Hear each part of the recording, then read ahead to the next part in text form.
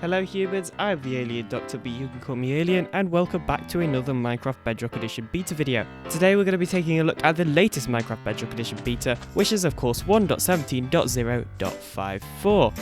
In this beta there's not really any new features, there is mainly just a ton of bug fixes and that sort of thing, so we are going to be, well, taking a look at it.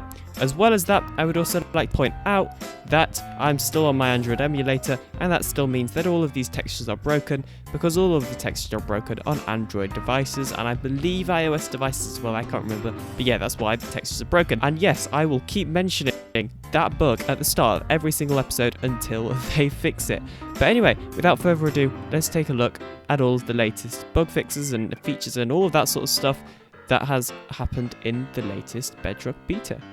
So the first couple of changes we're going to be covered is to do with powdered snow, because it has been tweaked and bug fixed quite a lot in the latest beta. So first of all, as you can see here, we have a dispenser full of all of this powdered snow. If we then press the button on top of the dispenser, it will now dispense out powdered snow. This is going to be pretty cool for some sort of like fancy automated machine.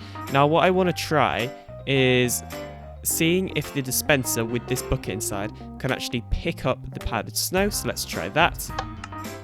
And no, it just dispenses out the bucket. That is a shame, and I feel like that should be a thing that happens. I feel like if you do put a bucket, and I guess we got another bucket down here from a couple of other tests I was doing, I feel like we should be able to get dispensers to actually pick up the powdered snow, because obviously if you have a bucket with a dispenser with a bucket inside next to some water, then it will obviously pick that up. So personally, I think that the same thing should happen for powdered snow, but unfortunately it does not yet. So there has also been a change to do with scaffolding, and that is that scaffolding will no longer be supported by powdered snow. So if we play, well, I'm trying to place the scaffolding. I don't know how well you'll be able to hear from my noise suppression if I just put my controller close to my mic. But basically, I'm clicking, it's not working. Although, oh, hang on a second. Is this powdered snow? No, that's just normal snow. Okay. So what happens if we try placing it on the side of powdered snow? Yeah, that doesn't work either. So let's say we had one just like dirt. No, let's say we had one stone block here. What happens if we placed it on the side of this? Okay, so technically that's not being supported by the powdered snow. You can see here, if we remove this block, then the scaffolding still stays there. So it's not supported by the powdered snow. It's just, instead being supported by this one, which is also being supported by the stone, if that makes sense. So that means that it would appear that this bug/feature has been correctly implemented, which is, of course, a good thing. Another pretty cool thing that's been added is if you spawn in a skeleton, if it is in powdered snow for, I think, 45 seconds. Yeah, after 45 seconds, then it will turn into a stray. So let me just try and find the skeleton. Okay, I'm using a new skeleton because, well, that one had kind of escaped. So, after 45 seconds, and of course he's going to, like, pathfind out of it, I guess that kind of makes sense, he should turn into a stray, so we can kind of see the top of his head there. Let's just wait 45 seconds. And you can see that he is also shivering by the looks of things. Well, now he's jumping, but he was shivering when he was stood still. It's a little bit harder to see now, though.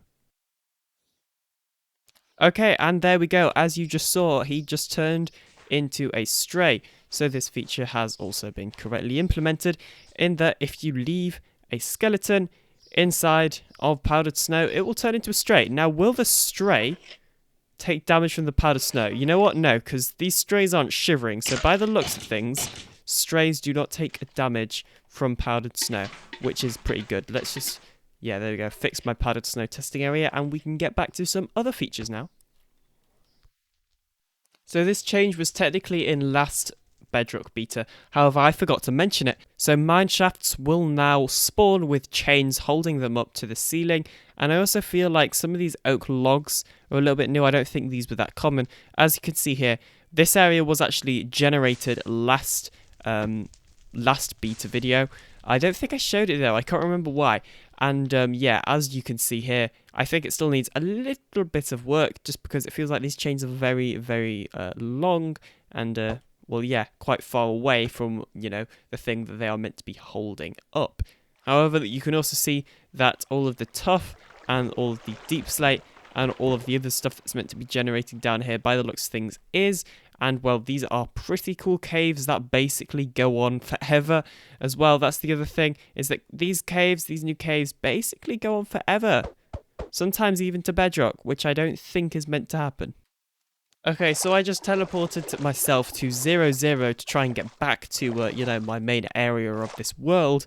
And I noticed that there was a little bit of smooth basalt, just on the ocean floor. And I didn't think that's meant to happen. And then I took a look and I saw a little bit of whatever this is, calcite.